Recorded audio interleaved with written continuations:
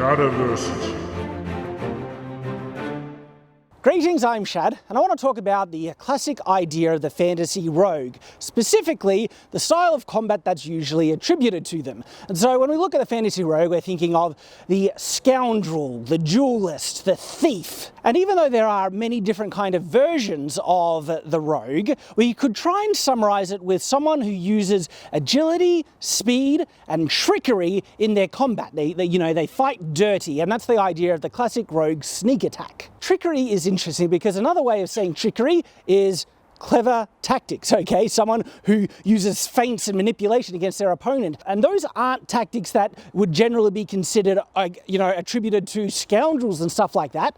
Knights and swordsmen and stuff use feints, trickery in a sense of fighting all the time. And so I'm not saying that knights and fighters should have these qualities. What I am saying is that the qualities that are defined to a rogue shouldn't feel exclusive to a certain character type or play style. That you could have a noble knight-like swordsman as this general rogue archetype I'm talking about, someone who uses stealth and trickery tactics in fighting and speed a lot over heavy armor and things like that, that they could still be a noble knight. This is not exclusive to the idea of knighthood or chivalry, because chivalry is just misunderstood in a very large measure as well. Now, there are other elements to the idea of a rogue or a thief, and that is like stealth, sneaking, disarming, thievery, and all those things. Those are like the stealth part can be kind of connected to combat, kind of not. I want to talk about just fighting one-on-one. So the classic weapons that rogues usually use are, of course, one of the weapons I'm holding, wearing right here, the rapier. But then there are daggers and short swords. So this is a dagger-like short sword. It's about smaller. It's either a very long dagger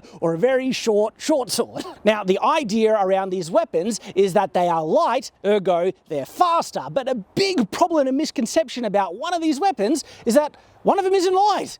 It's the rapier, okay? The rapier is not lighter than other one-handed swords. This rapier here weighs the same amount as this arming sword does here, with only a couple of grams difference between the two, okay? And literally, I just weighed them on my kitchen scales. They're only a couple of grams difference.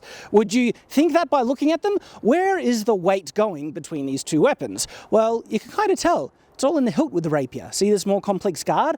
And the distribution of mass in the blade has changed. This one, the rapier, is longer, thinner and longer, but that means the weight is still there. And then with the hilt, well, guess what? They're the same. Does that mean that they are equivalent in speed regarding the way you would employ them in combat?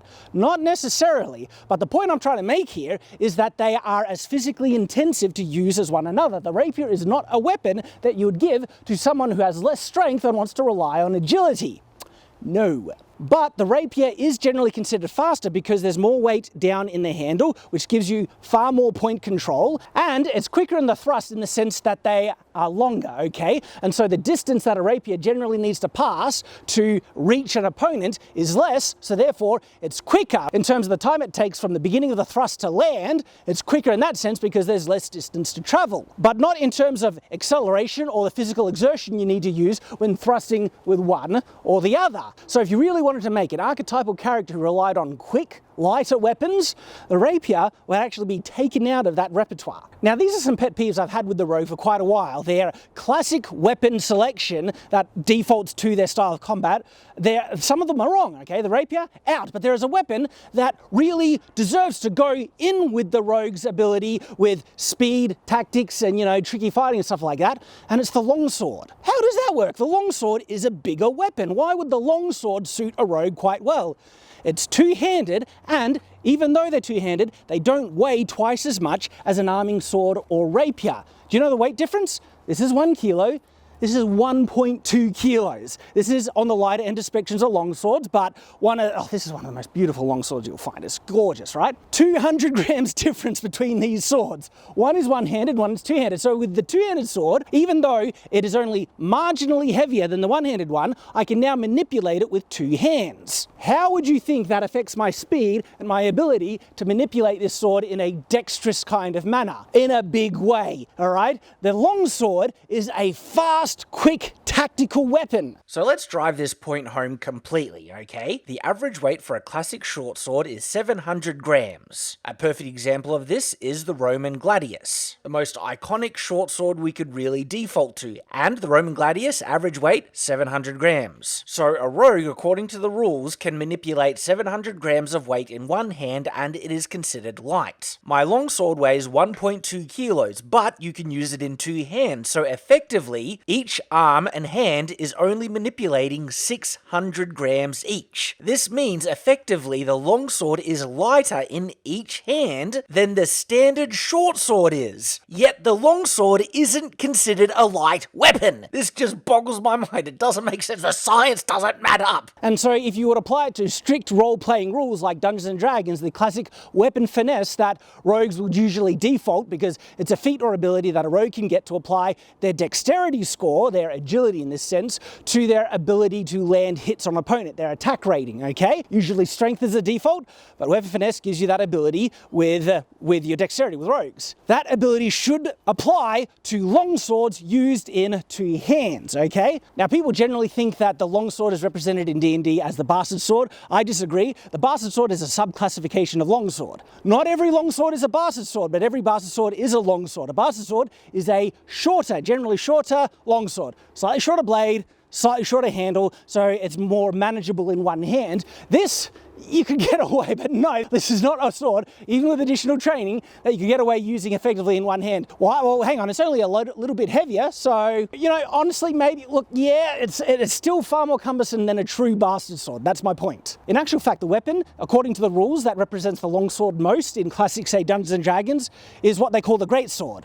A greatsword isn't truly represented in the D&D rules because the greatsword, a real greatsword, has length. They are so much longer. Here is a wooden replica that represents the proper and most standard size of greatswords. What do you notice about it? They are huge, okay? Look at this on the ground, standing next to me, okay?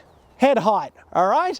Now, this is a polearm. It has reach, but the greatsword in Dungeons & Dragons doesn't have reach. And the damage potential, it reflects in the rules as well, honestly, represents a true longsword, okay? Even maybe a longsword on the larger end of the spectrum, like a war sword, still a type of longsword. What, rogues using greatswords with weapon finesse? A greatsword, as it's represented in D&D, like I said, is really a longsword, but even if you didn't want to go that far, okay, the bastard sword, okay? When used in two hands, absolutely is a light and nimble weapon. It should be absolutely available to the rogue, and so you would have a new kind of swordsman rogue-like character, which is literally, it's the agile, you know, tricky, tactical swordsman, which is actually a far more historically equivalent kind of archetype, where we see that in history, okay, where the highly skilled swordsman who used advanced tactics and techniques, okay, trickery, feints, where they would go into a side attack and then switch it to a reverse or something like that,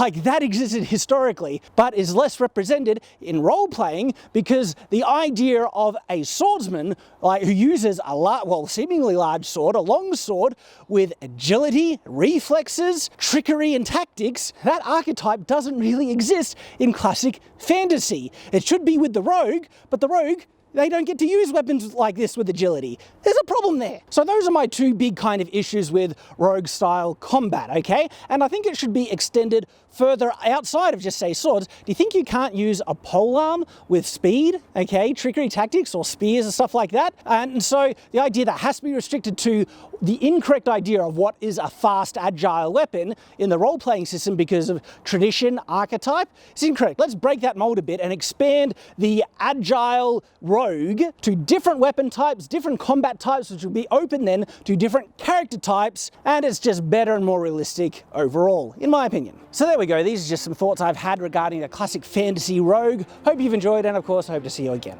So until that time, farewell.